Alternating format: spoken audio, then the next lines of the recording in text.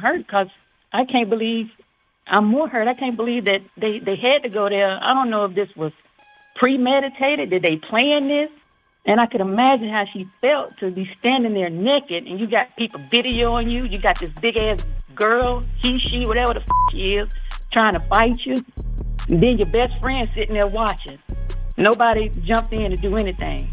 So either they definitely was planning on to assassinate her character or embarrass her, because if it didn't lead to death, I'm pretty sure they would have came back here and put that video up of that girl jumping on her. Yeah. And while she's naked. Welcome back to Unbiased and Unbossed. I came across this interview that Shanquilla's mother and sister did a couple days before they laid her to rest.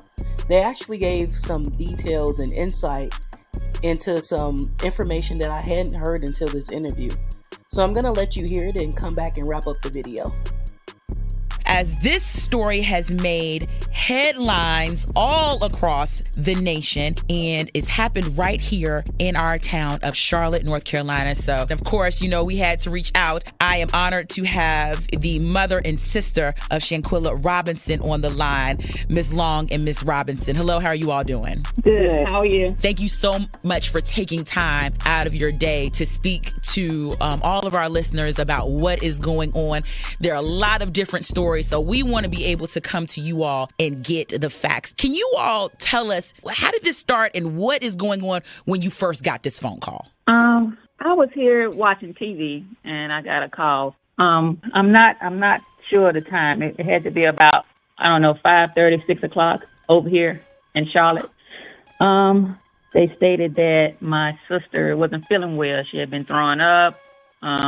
That she's rested now. They said the person that called her said that she was laying down, and at that time we took it as if she just had a hangover. They out partying, they on vacation. Mm-hmm. She's just feeling bad from drinking, just a little hangover or whatever. Mm-hmm. So we got off the phone. After that, some moments later, I don't even think it was 30 minutes, he called back and said that they were trying to resuscitate her and that it was 3 medics there. We just kind of held the phone. He said that they had him got all of them standing outside the house, so he really couldn't tell us what was going on. It went from that till she had passed. And so when you get the news that she had passed, who did that news come from? The person that was calling you? The person that was calling us, yes. At that moment, I can't even begin to imagine what is going through your head to find out that your loved one has passed away and they're in Mexico. A lot of people are talking about friends. Who were these people to Shanquella? They were all people that she went to college with, Winston-Salem. Mm-hmm. I didn't know none of those, none of them that was on the trip with her. Nothing but one fella, and that was supposed to be her closest friend. He's close with the family. He's been on family trips. He's always around. He's always with her. That's the one that we got the phone call from, telling us about what transpired. The other people we didn't know. We just know she attended school with them. So you get the phone call that she had passed away. When does it turn to, hold on, something is not right? I think maybe that next day, I guess, because it really kind of settled in then. Mm-hmm. At first, we were kind of at ease because he was someone that we trusted. We wouldn't take him to be as dirty as he is, if that makes sense to you. So I would say probably the next day we started feeling different about it, about what he was telling us. Because by then we started getting phone calls from people here saying that they was over there fighting her. The girls was jumping on her.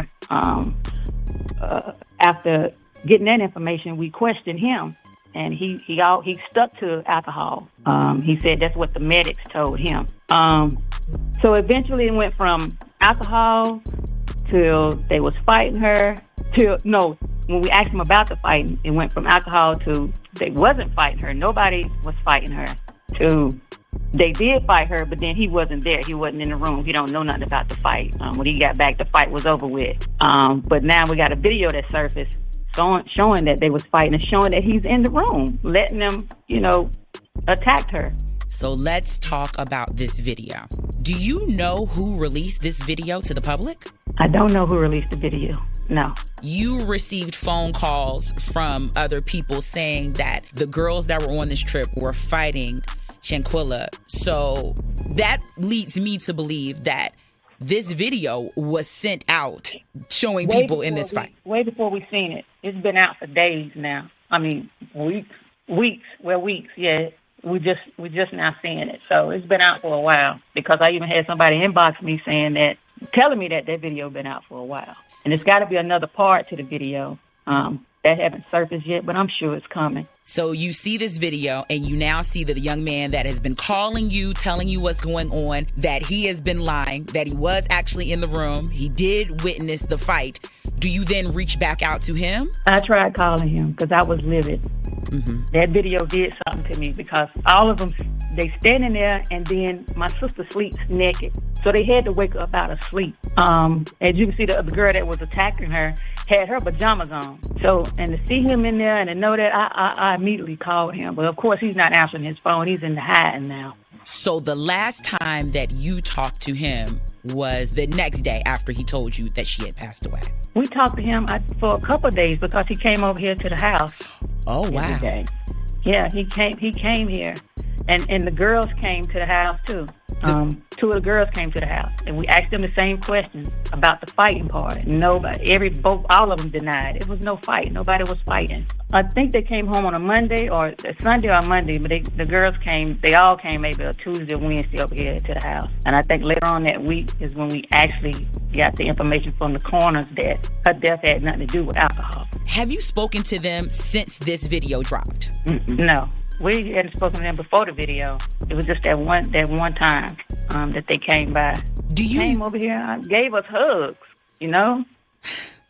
Do you know why this argument and this fight broke out? I do not know, and I don't understand why, because the girl that was attacking her, it was her birthday. They're celebrating her birthday. So I don't know what could have transpired from Friday night, from a video that my sister put up on her Instagram. She was having a good time. It seemed to be all right.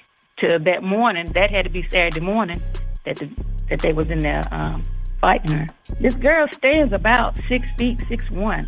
My sister's about 5'1", 5'2". 100 pounds. As this story has come out, we have heard about the people that were there on this trip with Shanquella Robinson. One of those males has gone on Instagram Live and shared his story. We've seen him. Have you all spoken to that male? We have talked to him, but he said that his flight got there. I think he got there after everything transpired, which I don't know how sure it is. I'm not positive on how accurate that is, if he even telling the truth at this point. But he has been more willing to speak to us than the other ones, because after that night that they came over, we hadn't heard anything else from them. But also, he knew that she had been jumped on, and he never mentioned that.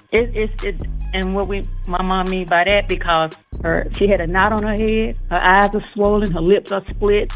I don't know why he would even think it was alcohol poisoning. After looking at her, even if he walked into it, he had to know it was something different. Then they said she had a broken neck, so I don't know how you not see that something was going on with her neck. I had someone text me something about him, and I was like, he's talking to the wrong people. Go and tell the cops what you know, what you on live for. Somebody need to stand up for it. They know what happened. Everyone that was there know what happened. Even if you came in that situation late, you know what happened, because after it happened, they had to sit together and try to figure out what they can tell or what they can say happened, and they went to alcohol poisoning. A lot of people are talking about this situation, and they're just shocked by the fact that they left Shanquella in Mexico.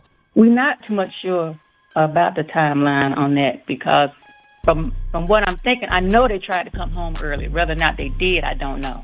Because once it happened, I got the young man that called us that's supposed to be her friend. He said that he's going to come on home. But when he actually came home, I don't know. So if they didn't come home on a regular time, which should have been that Monday, they came home Sunday. They was trying to get out of there early. Now that you all actually have proof that there was a physical assault, and now you have a video to back that up, now what is going on with this case? Now everybody is involved. So it's just pretty much us sitting back and letting them do their job.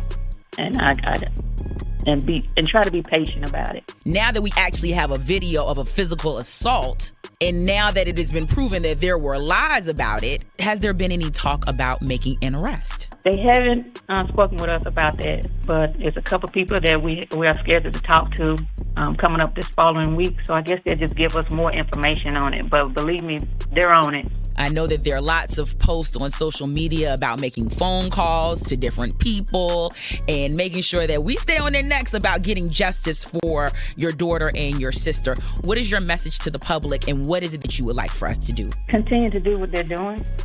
Make the phone calls that the people are asking to make, and keep praying for us, because this is something that we log on and seeing that video. That's something that takes a toll on us. It definitely takes a toll on me.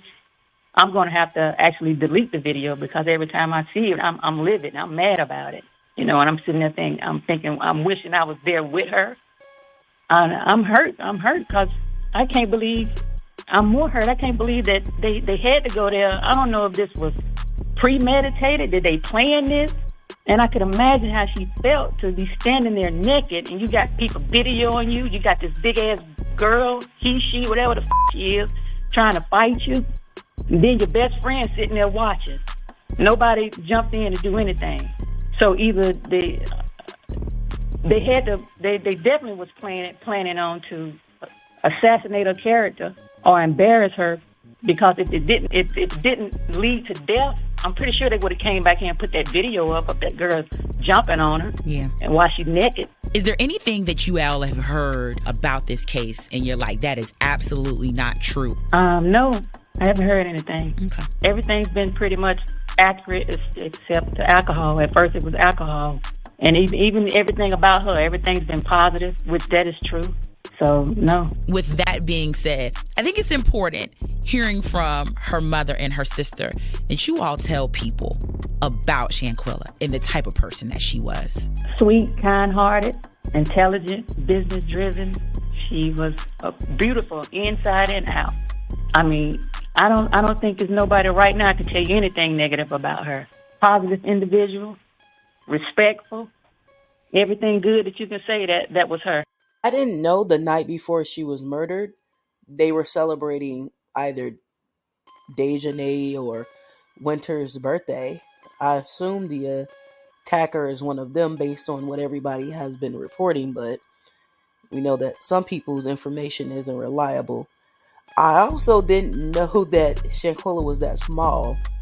They said she was between height 5'1", 5'2", whereas Dejahnae, or whoever that is on the video, is 6'1". That's a tremendous height difference. As well as if Shanquella was asleep and she was woken up, then that would put her at a disadvantage.